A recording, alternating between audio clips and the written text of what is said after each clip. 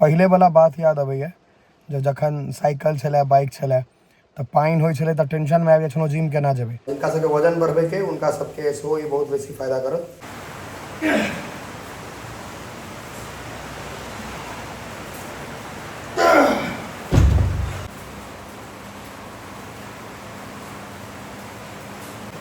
हाथ जते मोट छै कते आदमी के पैरो नहीं रहै छै। सही कह रहल छियै की तो डेडिकेशन एकरे नाम छे। हुआ देखियो मोबाइल वाटर प्रूफ नहीं रहे पैक क के एले बेचारा एते पानी होय छे कपड़ा अलग लग की विकास। हेलो ने अहाँ सबके जो तूफान छे यार देखियो ई धातरी गाछ हम लगेने छलिए या घर के आगू ई उखड़ गेल। समस्त मिथिलावासी के हमर प्रणाम। हम प्रणव झा स्वागत करे छी अहाँ सब गोटा के आगे अपन पेज अपन चैनल मिथिलांचल ब्लॉग्स पर।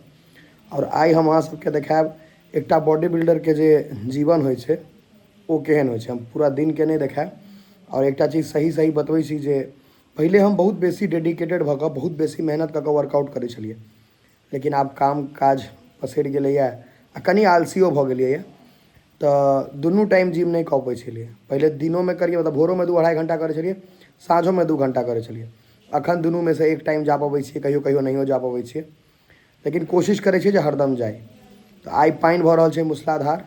देखबै छी अहाँके जे एकटा बॉडी बिल्डर अपन जिंदगी केना जीवै छै, कते डिसिप्लिन में कते तरीका से। देखियो हम केला पहले निकालि कऽ राखने रहिए तऽ 3टा से 4टा केला हम प्री वर्कआउट में लै छियै, मतलब जिम से पहले एनर्जी लेल। और जिनका सबके वजन बढ़बे के उनका सबके सेहो ई बहुत बेसी फायदा करत।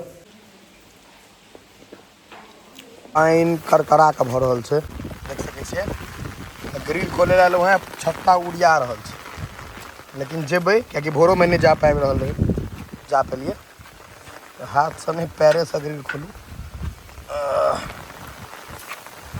देखै छियै पानि, हालांकि एतऽ हम सब बचल छी।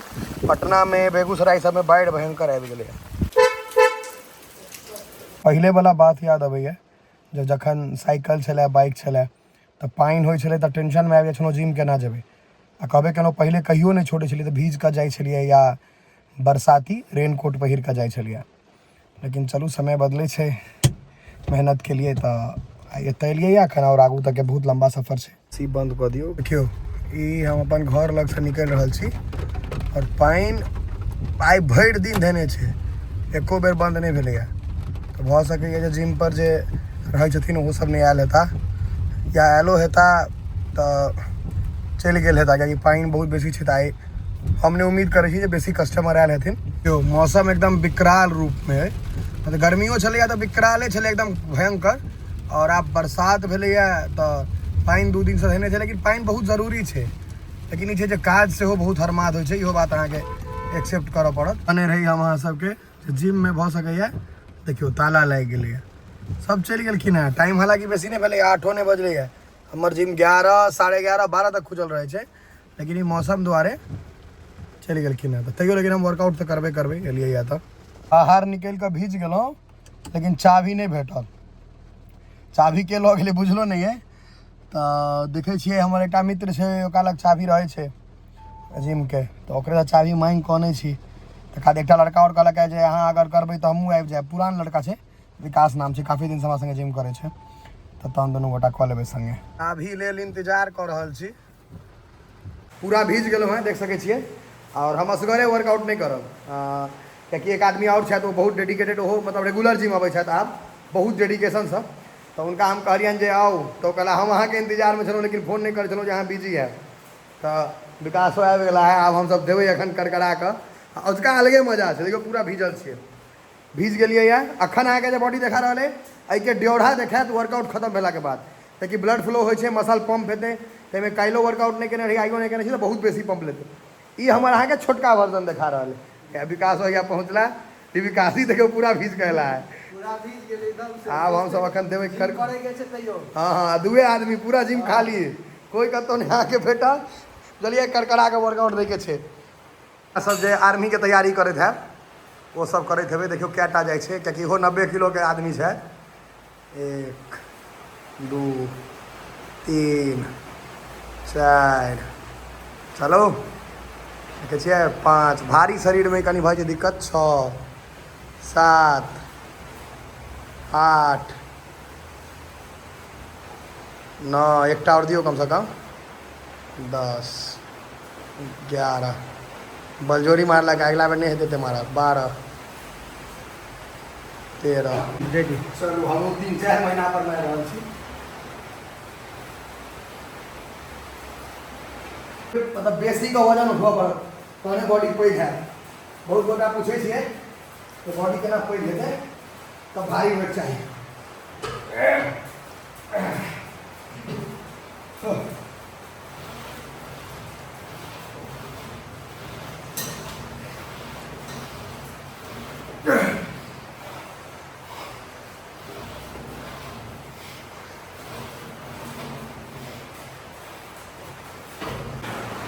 बढ़िया से एकदम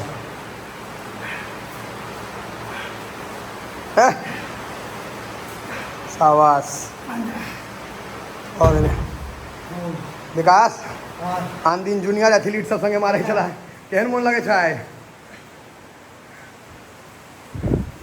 देखियो जिनका सबके हमर हाइट में कनी डाउट हुआ है विकास के हाइट एक्यूरेट 6 फीट छै आ 6 फीट में हम कते कम चीज देख लियो 1 इंच हेबो नहीं करबे हमर हाइट जिनका कम बुझाए मन लगे छै हैं आन दिन जूनियर सब संगे मारे छलो ना हां आ यहाँ का असली बुझाई था जब पसीना केना निकले छै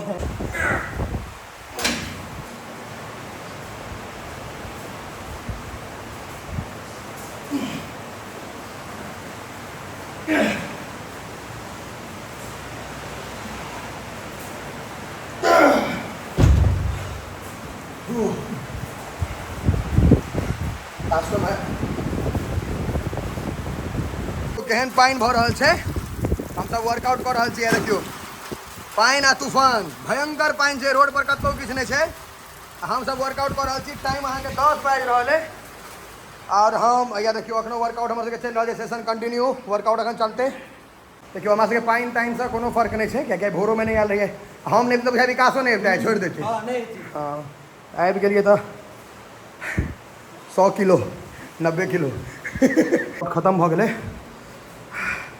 विकास कि आओ इम्हर आओ विकासो के देखबै छी अहाँके हमर जिम में एहन लड़का छै 8-10 टा तो हाइट साइज सब चाहे छै विकास 100 किलो कहबा चाहे छ 120 हम 100 पर ही 120 आ ई सब मतलब हमरा बहुत दिन से जनै छथि मतलब 4 साल 5 साल से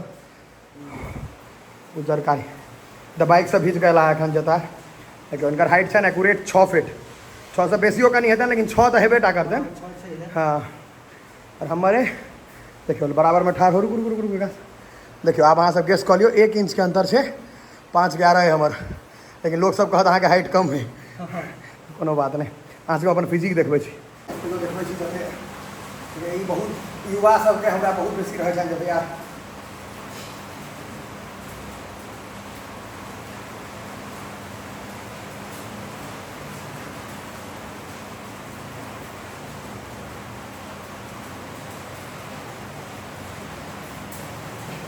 हाथ जते मोट छै कते आदमी के पैरो नहीं रहै छै सही कह रहल छियै की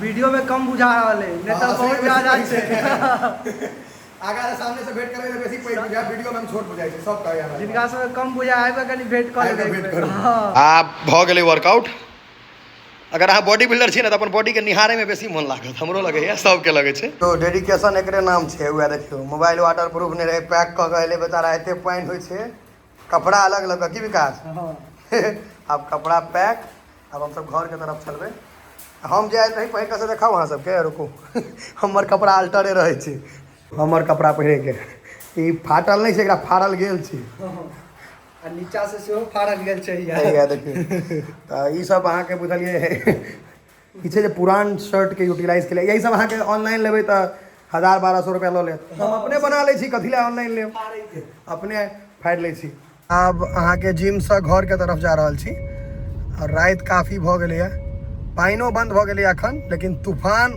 छैहे बहुत बेसी तूफान छै हवा बहुत बढ़िया चल रहल छै चलू आब हम कहलहुँ ने अहाँ सबके जो तूफान छै आयल देखियो ई धातरी गाछ हम लगेने छलियै या घर के आगू ई उखड़ गेलै या तो भोर में जे हेतै से हेतै लेकिन देखियो ई हमर गेट के सामने छै देखियो खसि पड़लैए, पैघ गाछ भऽ गेल रहै। एकटा धातृ गाछी छै, ई तऽ काफी पैघ भऽ गेलै। एकरा भऽ गेलै 3 साल ई वाला गाछके, और ओकरा कम दिन भेल छलैए।